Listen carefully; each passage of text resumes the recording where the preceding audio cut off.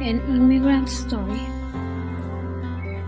This immigrant story might be similar to many other immigrant stories. Starting a journey to get to the Mexico-US border might be already a big odyssey. Now imagine crossing a country border with the knowledge that you can die and your family could never find you.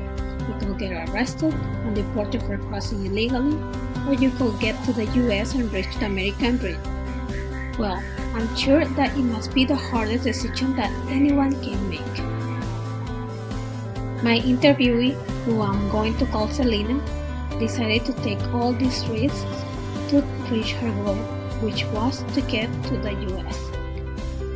Living in a country with multiple limitations to succeed was leaving her to face to a rough truth that her original country had. I had a young son who was just graduated from high school and wishing to go to the university.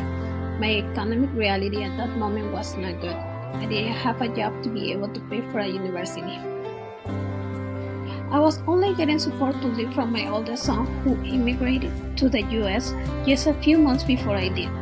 I was a single mother who unfortunately did not have the support of the father of my sons. I was the only person who my son can count on, Selena claimed. This illustrated what most immigrants struggle with in their country, having the responsibility to support their family in a country with a poor economy and lack of job opportunities. After many days of contemplating the idea of migrating to the US, she ended up deciding to do it, and that was when her odyssey began. Her hardest step was to say goodbye to her young son, promising him that she would work hard to give him all the best. She left her country, leaving behind her son and all her belongings, to arrive to Mexico-US border, where she would meet a coyote. It was her first time leaving her original country. Selena claims, I suddenly started to feel the fear in my bones, wondering what I would go through. As we all may know, crossing the desert illegally could be a suicidal act. According to the article by David K. Andrews and Kyoko Tabasoli, Deaths in the Desert, the human rights crisis on the US-Mexico border, spanning 120,000 square miles along the US-Mexico border, the Sonoran Desert is a harsh and brutal environment. Summer temperatures reach height about 120 Fahrenheit, and winter low falls below 30 Fahrenheit. The lack of natural resources, such as water and plant life, make it difficult to sustain human life. Many travelers are ill-prepared for this ferocity and peril. Since 1984, it is estimated that more than 5,000 migrants have died in the desert attempting to cross into the United States from Mexico, and that one migrant died every day. The GAO has estimated that the annual number of migrant deaths has doubled since 1995, more than 75% of which occurred in the Arizona desert. In the last few years, this number has increased, becoming one of the biggest issues in the U.S. immigration.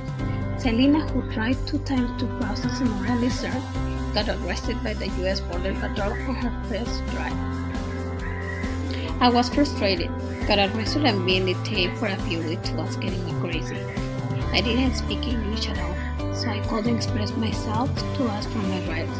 What I did was to write a letter to my sons and pretend to be Mexican so that I could be sent back there and try to cross the desert once again, Selena said.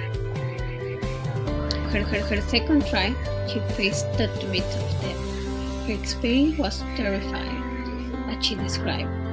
I saw dead bodies, people agonizing. We barely had time to rest. At that point, I felt that I could not make it. That was when I saw my dreams collapsing. I was extremely tired. My legs could not respond. Told the coyote to just leave me and keep going. Fortunately, he was a good man. He told me, "Man, I'm I'm not going to continue without you. And he carried me on his back to keep on our way until we made it to the US. Celsa's story reflects what many immigrants have gone through on our way to get to the US.